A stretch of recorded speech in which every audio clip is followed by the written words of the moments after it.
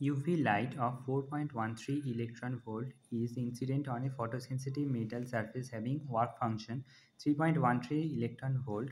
The maximum kinetic energy of the ejected photoelectrons will be ঠিক আছে এখানে energy of UV light এটা দেওয়া আছে 4.13 ইলেকট্রন ভোল্ট আর ওয়ার্ক ফাংশন দেওয়া আছে 3.13 ইলেকট্রন ভোল্ট আর ম্যাক্সিমাম কাইনেটিক এনার্জি বার করতে বলেছে। তাহলে আমরা জানি কাইনেটিক এনার্জি ম্যাক্সিমাম